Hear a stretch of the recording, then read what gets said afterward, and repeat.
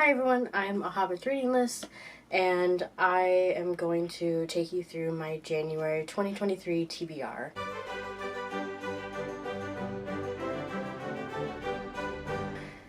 I already have 3 books that I need to read, but the other 4, I'm going to pick 7 because that's my monthly average from last year. My other 4 will be picked by Siri. So I'll get into that in a second. I thought I'd go through the 3 that I have to read this month due to various commitments. So the first one is a buddy read with Turning Pages on Instagram. She runs a Discord called Content Between the Covers, I think, or Content in Between Covers. And she contacted me because a couple months ago I posted on my Instagram, which is also at a Hobbit's Reading List, and I had said that one of my most intimidating books that I have is Crime and Punishment by Dostoevsky. Yeah, make sure I was pronouncing that right. And she contacted me because that was what she had chosen to read in January as a buddy read for her Discord group. And so she very kindly invited me, and I figured that might actually get me to read it. So the first book is Crime and Punishment. And for people who don't know, Crime and Punishment is a classic Russian novel. It's about a student who plots murder that he thinks will benefit the community, and it sort of turns into this like psychological thriller murder mystery story, and it actually sounds really fun, and I'm hoping that that will be the case because I've not had a good track record with Russian novels in the past. So here's hoping that doing it as a buddy read over 6 weeks, it will go to, I think, mid-February, but I'm going to read most of it in January according to the plan, so I'm counting it.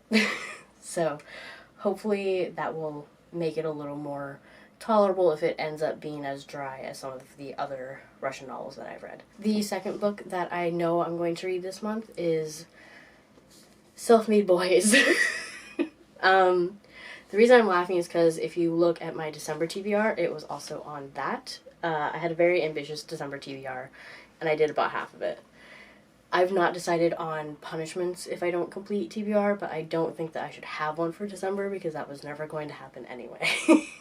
But if there's a punishment that you would like me to enforce if I don't read all of my TBR, let me know. But Self-Made Boys is a Great Gatsby retelling where both Nick and Jay are trans men. And I started listening to it in December, but the audiobook was not working for me. And so before I make a decision about whether or not the book itself is not going to work with me, I'm going to try to read it in physical form because it was recommended to me by the company TBR, which is Tailored Book Recommendations. And they've done really well with their recommendations so far, so I would really hate to DNF this one, but we'll see. So I'm giving this another chance in January. And then the last of the books that I need to read in January for sure is My Man Jeeves. So this is a collection of 3 stories by PG Wodehouse all about Jeeves. And I'm reading it for the podcast that my dad and I do together about the novels by PG Wodehouse. The first episode will be coming out soon. Keep your eyes peeled for it. Or your ears peeled for it, I suppose. So this will be for our second episode, so I need to have this read within the next couple weeks.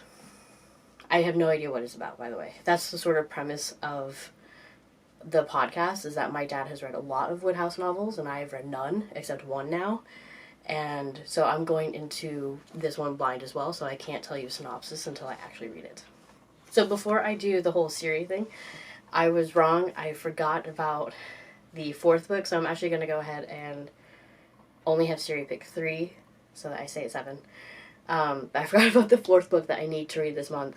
My family does a book club, and we're starting our 2nd cycle, so it's my cousin's turn to pick a book, and she chose the book The Sky Belongs to Us by Brandon Koerner, I think is how you spell his name. I don't have a physical book, so I'll put a picture like here. I have it on Kindle, and I have to read it by I think it's January 22nd. So I will be reading that. It's a nonfiction book about, from what I can tell, about plane hijackers in the like 70s. I could be wrong. I didn't really look that much into it. Quite honestly, I'm not that excited for it. It seems very like thriller-esque, which I'm not a huge fan of thrillers, and also I'm not a huge fan of stories that's going to make me scared of something that I actually enjoy. Like, I enjoy flying.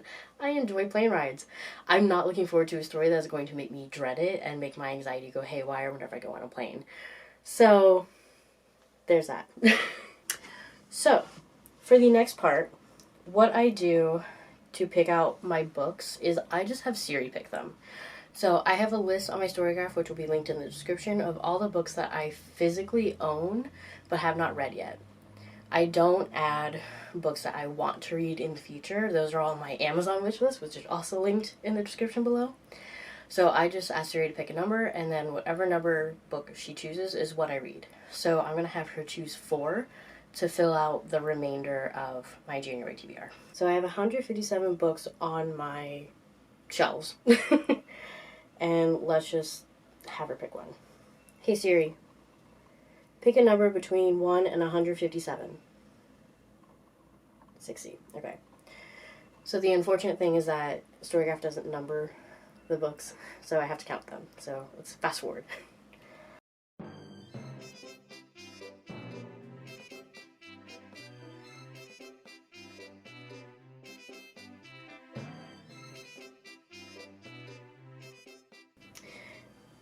Okay. I'm good with this one. Okay, so the first book that Siri chose was A Gay Synagogue in New York by Moshe Shokeid. Probably pronounced that wrong. Terribly sorry. This looks, just based off the title, I'm gonna like it. That's like the intersection of my perfect book is queer and Jewish.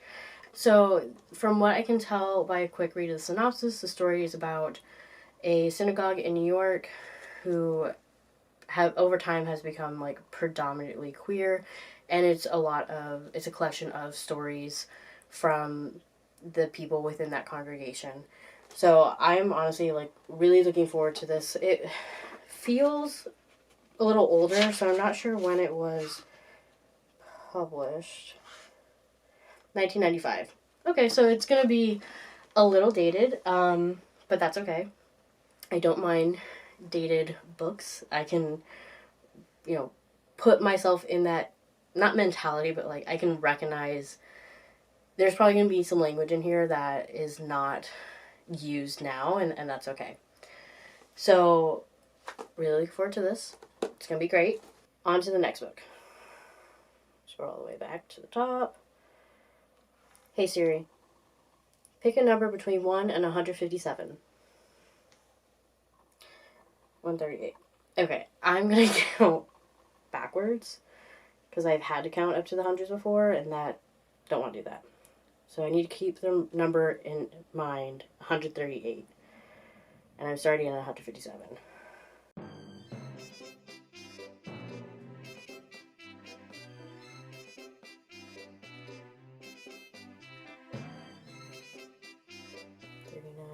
$39.38. Okay, apparently this is going to be a month of nonfiction. One second. Okay, so this is Carnal Knowledge, an Encyclopedia of Modern Sex by John Baxter. From what I can tell, it's an encyclopedia of modern sex. It's pretty much a huge book about, just education and definitions of various sex. I wouldn't even say acts, because I saw something in here just while I was flipping through about lipstick lesbians. So just about different facets of sex. I'm just giving sort of a general overview. When was this printed? Because it feels, again, a little dated. 2009. Okay. So far I have 3 nonfiction books this month. That does not bode well for me. I'm not the best with nonfiction, so one more. Let's hope that it is fiction, because It would really suck if it wasn't. Alright. Hey Siri. Pick a number between 1 and 157.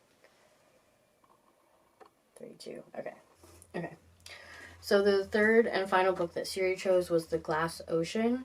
It was written by 3 authors, and there are also 3 perspectives within the novel. The authors are Beatriz Williams, Lauren Willig, and Karen White, which I appreciate that all their last names start with W's, because it made it really easy to alphabetize. So thanks for that. But it looks like it's somewhat of a thriller, but it's also historical fiction. 2 of the perspectives are women, who were all on the RMS, who are all on board the RMS Lusitania, which I'm assuming is a fictional, like, ocean liner, but I could be wrong. And the third perspective is from a woman in 2013 whose grandfather had been on board that ship. And so there's the modern woman finds something in her grandfather's trunk that sort of gives more light to what happened on board the ocean liner. Sorry. As far as I can tell, I picked this up when I was in Litchfield, South Carolina over the summer for my family's vacation. And I thought it looked really interesting, and I really love boats and water, and so I'm sure that I read the synopsis and I'm like, perfect. But I'm just glad it's fiction, and I'm hoping that it's good. It looks like it'll be good.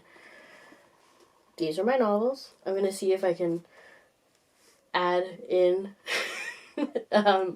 This Guy Belongs to Us. I probably won't be able to, but here's hoping. Maybe I'll put it like right here.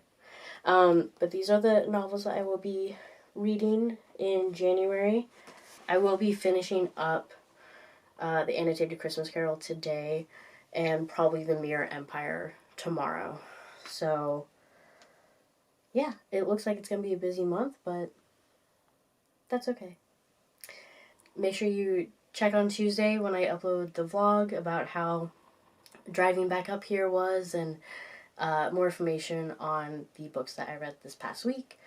And comment especially if you've read any of these books and want to share about that. But like the video, subscribe if you want to, and keep watching to see how I do with a mostly nonfiction TBR, because that's intimidating to me.